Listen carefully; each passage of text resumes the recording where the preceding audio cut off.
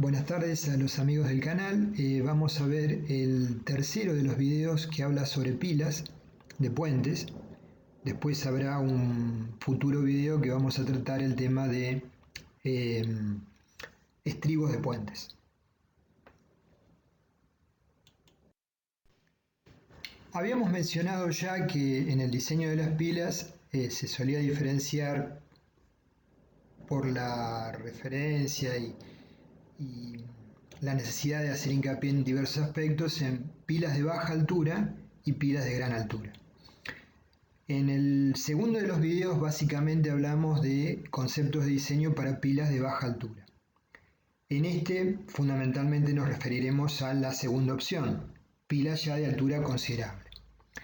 Frente a las acciones horizontales derivadas del viento, las pilas se comportan como ménsulas empotradas en la fundación y por ello la altura de las mismas, ya mencionamos, se convierte en una variable que condiciona el diseño. Entonces nos vamos a referir específicamente al caso de pilas de gran altura. La gran altura acentúa los efectos de las cargas horizontales, tales como el viento, el evento sísmico, el frenado, y adicionalmente cobran importancia decisiva los fenómenos de inestabilidad o pandeo, que vimos en videos previos. Acá tenemos, por ejemplo, un viaducto en Alemania, con distancias entre pilas de 138 metros, y fíjense, les marqué la distancia entre pilas para que vean la altura de esa pila. La altura máxima de pila son 185 metros. Realmente es una altura relevante. La longitud total del puente en este caso son 1100 metros. Naturalmente, para este tipo de estructuras hay que hacer un estudio muy detallado de las deformaciones impuestas y de los efectos de segundo orden con las consideraciones más estrictas. La sección transversal ideal de una ménsula de este tipo es la sección cajón, porque presenta un gran radio de giro en ambas direcciones y es apta para tomar momentos flectores que se presentan según ambos planos principales. Acá se ve en la foto el proceso de hormigonado de una pila de gran envergadura con sección cajón que a veces en el nacimiento puede llegar a ser maciza y luego se vuelve hueca en elevación. En cuanto a relaciones tentativas, pila-cajón, tenemos que en la dirección transversal al eje del puente el espesor puede ser variable, transversal al eje del puente, ¿sí? El espesor puede ser variable y lo podemos estimar, la dimensión de la pila, como 2 más 0,05 de la altura, donde la variación del canto de la pila puede ser lineal o parabólica, con mayor complejidad, pero quizás una estética más agradable. Y en la dirección paralela al puente, se puede estimar la dimensión de la pila como h igual a 1 más 0,02 de h, donde h es la altura de la pila en metros. O sea que b sería el ancho y h sería la otra dimensión, la longitud de la pila. El comportamiento de la ménsula pila es distinto según se analice la dirección longitudinal del puente o la transversal. La dirección transversal es la más desfavorable desde el punto de vista de las acciones horizontales de viento. En la dirección longitudinal se manifiestan fundamentalmente las deformaciones impuestas. Acá vemos un puente arco muy bonito que tiene una longitud entre apoyos superior a los 400 metros en China, donde se observa el tablero superior y el tablero descarga en el arco a través de pilas que tienen diferentes alturas. Se ve que las pilas del arranque del arco son mucho más robustas porque son las encargadas de tomar las acciones normales al eje del tablero horizontales.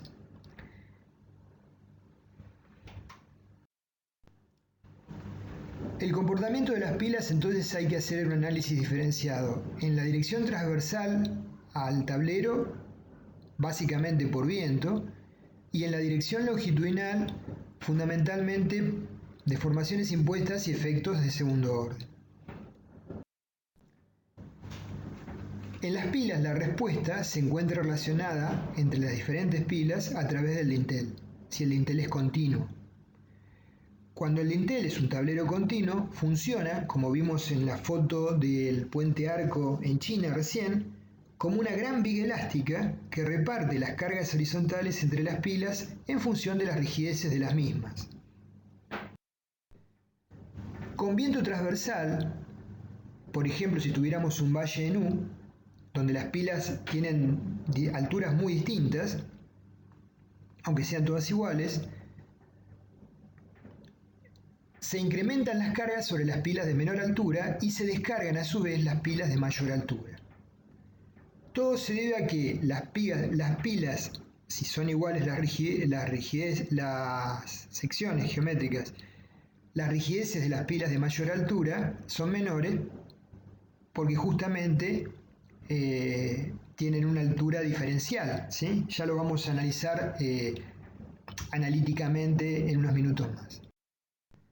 En valles con forma de U de poca profundidad, tienen gran longitud, pilas de similar altura, el tablero tiene poco ancho, entonces las pilas se pueden comportar con una buena aproximación como ménsulas aisladas, donde se puede evaluar la acción del viento según la superficie de influencia del viento sobre el tablero que afecta esa pila.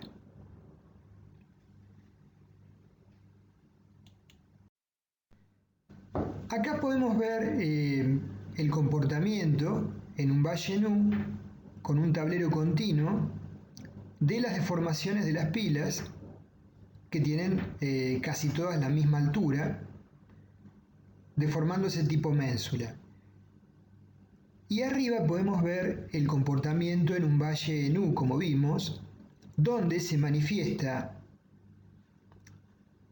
según la recta, o sea, según la deformación entre el punto A y el A segunda, sería la deformación teórica que debería tener la pila central en función de la superficie de influencia que acciona el viento sobre la misma.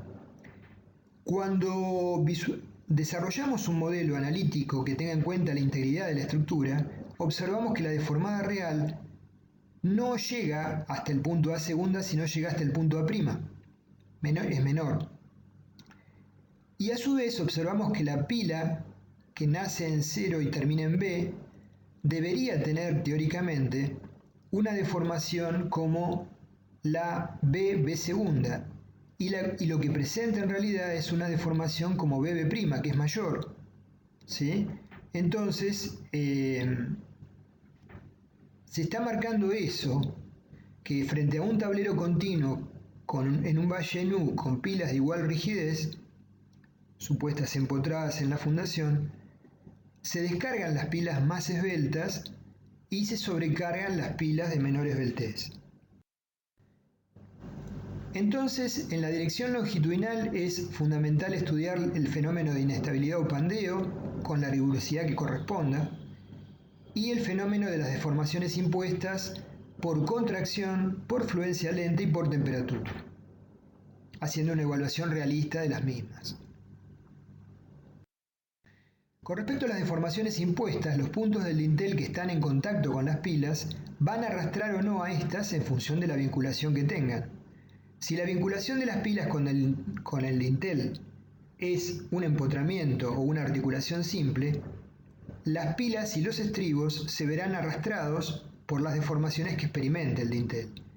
Los esfuerzos van a ser tanto más grandes cuanto mayor sea la rigidez de las pilas y de los estribos. Entonces, por ejemplo, en el puente en Arco que vimos, las pilas iguales, las de menor altura, son las que van a estar más fuertemente solicitadas bajo esa circunstancia.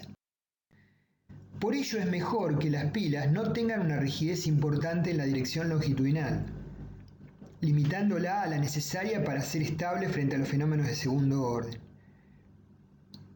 O sea, es lo que decimos acá, por eso se limita a la condición de inestabilidad frente a cargas gravitatorias o pandeo. Fíjese, este puente nace con pila sección cajón y termina donde desaparecen las dos caras del cajón paralelas al eje del puente, apoyándose en tabiques o láminas, de tal forma que se lo hace más flexible, más deformable en esa dirección para absorber las deformaciones impuestas, manteniendo la rigidez para cargas normales al eje del tablero.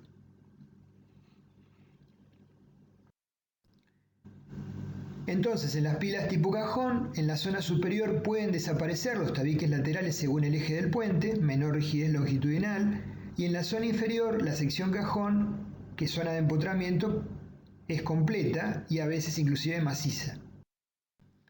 Acá vemos diferentes modelos entonces, y la fundamentación de por qué en la dirección longitudinal, en puentes de gran longitud, donde las deformaciones impuestas que se prevé sean importantes, se eliminan los tabiques laterales en muchos casos.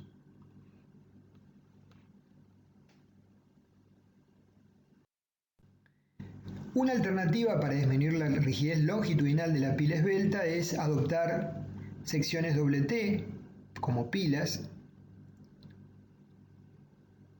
o adoptar secciones como dos tabiques, ¿sí?, sin vinculación, sección rectangular doble. La primera reduce la rigidez longitudinal de la pila mientras mantiene una muy buena rigidez transversal. La segunda presenta dificultades relacionadas con la inestabilidad en el sentido normal de los tabiques. Naturalmente es muy factible que tengan una esbeltez fuera de rango, que no sea admisible. Acá vemos un puente en donde la reducción de rigidez en la zona superior de las pilas, en el sentido longitudinal, se ha ejecutado así para disminuir los efectos de las deformaciones impuestas sobre las mismas, dado que el tablero es continuo. Frente a las deformaciones impuestas se actúa en dos aspectos. Se colocan dos o más juntas de dilatación en el dintel, siempre existen juntas en cada uno de los estribos para controlar los movimientos relativos entre la superestructura y las pilas y estribos, ¿sí? Esta es una posibilidad, colocar dos o más juntas de dilatación. O en segundo lugar, se actúa sobre el tipo de apoyo deslizante y de giro de forma que se reduzcan los efectos de las deformaciones impuestas y se pueda hacer frente a las acciones que son necesarias tomar, como el viento, el frenado, la fuerza centrífuga, etc. Aquí estamos viendo una foto de un apoyo de neopreno. Estos apoyos están formados por un conjunto de placas de elastómeros asociados a un conjunto de placas de acero por medio de adhesivos. En la foto de la derecha se ve apoyado sobre el hormigón de segunda etapa para nivelarlo perfectamente, y abajo un corte donde se ven las capas de elastómeros y las capas de acero intercaladas. Para fijar un poco más este concepto de qué pasa cuando el tablero es continuo y las pilas tienen altura variable, hicimos un modelo muy simple, modelando el tablero como una barra en amarillo y las columnas pilas de sección variable en verde. Y le aplicamos un conjunto de cargas horizontales, los vanos son iguales, la distancia entre pilas, la única diferencia, las pilas son de igual rigidez, la única diferencia es que tienen diferentes alturas. Y aplicamos un sistema de cargas concentradas en la vinculación del tablero con las pilas, simulando el efecto de viento. Las características del modelo es que presenta un comportamiento lineal elástico, así lo corrimos en ese modo. Las pilas son de sección constante empotradas en la base. Todas las pilas tienen igual sección, pero como dijimos, diferentes alturas. Las cargas horizontales se aplican sobre la unión pila-dintel en las pilas número 2 a la 8. Como es solamente un ejemplo, aplicamos como carga horizontal resultante en esos nudos 3.500 kilos, o sea, la sumatoria de cargas es 24.500, y la altura de pilas es la pila 1 4 metros, la pila 2 8 metros, la 3 12, la 4 8 metros, la pila 5 15 metros, la 6 15 metros, la 7 12 metros, la 8 8 metros y la 9 8 metros. Es decir, que a priori hay dos pilas que son la 5 y la 6 de mayor altura, 15, y por otra parte hay pilas de alturas intermedias como 8 metros y la pila 1 es la de menor altura.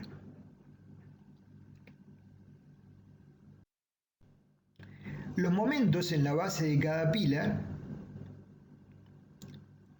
para la pila 6 arroja 16.337 kilogramos, para la pila 6 de 15 metros, para la pila 8 de 8 metros 36.580, para la pila 4 de 8 metros 51.042 y para la pila 5 5.903,15 metros. Entonces esto es lo que arroja el modelo que planteamos. ¿Qué podemos ver? Que curiosamente las pilas de mayor altura toman momentos menores en correspondencia con su empotramiento. La pila 4 absorbe un momento sustancialmente mayor que la 8, por ejemplo, y mayor que todas las anteriores. A modo de comparación, evaluamos las solicitaciones que tendría la pila 6 si trabajara como una ménsula empotrada con la carga de 3.500 kilos en el dintel. La altura de la pila son 15 metros, el momento sería 52.500 kilogramos. Fíjense que el momento que arroja como elemento aislado sería ese, y el momento que arroja el modelo es 16.337. Es decir, debido al trabajo del dintel, se descarga esta pila tomando una solicitación significativamente menor y incrementándose las solicitaciones sobre las pilas de menor altura que son más rígidas. La pila 4 de altura 8 metros, analizada como ménsula, tomaría un momento en la base de 28.000 kilogramos y en función del modelo toma un momento de 51.042. Se sobrecarga severamente porque aledaña a ella hay pilas de mayor altura.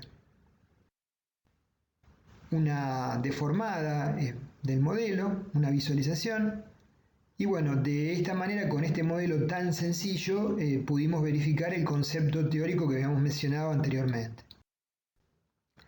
Bajo la actuación de una carga horizontal F en la cabeza de la pila empotrada libre, se va a experimentar una deformación delta que va a estar compuesta por tres elementos componentes. Una deformación delta S que se origina debido al giro de la fundación.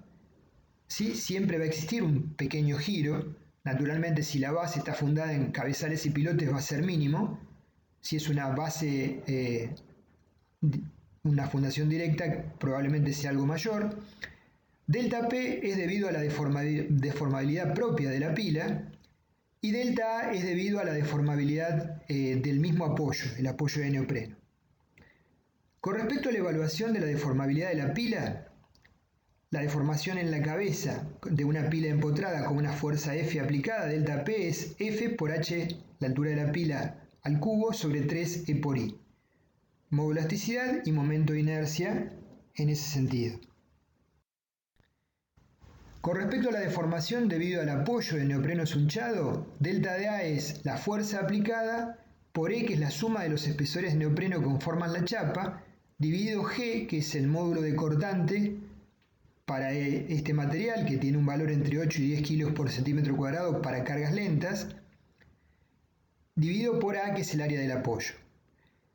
Con respecto al desplazamiento del suelo de apoyo delta S, es muy complejo, es más complejo de evaluar y merecería un tratamiento aparte, así que no lo vamos a incluir en este análisis. Entonces el desplazamiento total delta va a ser igual a F sobre KS más F sobre KP más F sobre K sub A, donde KS, KP y K sub A son las rigideces de KP de pila, KA de apoyo y KS del suelo. En este caso particular no consideramos el valor de KS, el primer término. El desplazamiento total delta va a ser F, factor común de E sobre G por A, más HP al cubo sobre 3E por I. Suponiendo que las características de la pila son constantes en la altura, es este desarrollo que hicimos. Para cargas de larga duración, la deformabilidad de la pila crece y se puede estimar groseramente ello reduciendo el módulo de elasticidad que estamos tomando para el hormigón. Acá vemos gráficos, tensiones de deformaciones para cargas de corta duración y para cargas de larga duración por efecto del creep o fluencia lenta. Entonces, como una grosera aproximación, el módulo de elasticidad para cargas de larga duración podría ser tomado como el módulo de elasticidad inicial por 1 sobre 1 más phi, donde phi sería el factor de fluencia lenta.